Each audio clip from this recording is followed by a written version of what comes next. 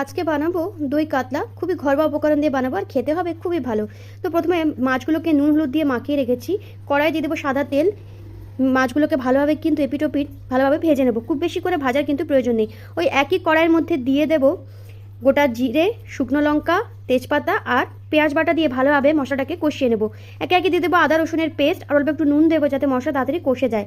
তারপরে ফেটিয়ে রেখেছিলাম টক দই, সেটাও এটার মধ্যে দিয়ে দেবো। অ্যাড করব অল্প একটু জিরে গুঁড়ো আর কাশ্মীরি রেড চিলি পাউডার। এই রান্নাটা তোমরা চাইলে হলুদ ব্যবহার করতে পারো, কিন্তু আমি একদমই হলুদ দিইনি। মশলাটা তেল ছেড়ে আসা অবধি ভালোভাবে কিন্তু কষিয়ে নেব। তারপর এটার মধ্যে কাজু আর পোস্তর একটা পেস্ট বানিয়ে রেখেছিলাম, সেটাও এটার মধ্যে দিয়ে ভালোভাবে মশলাটাকে কম আঁচে কষিয়ে নেব। পরিমাণ মতো জল অ্যাড করব। তারপরে ভালোভাবে জলটা ফুটে আসলে মাছগুলোকে এটার মধ্যে দিয়ে দেবো।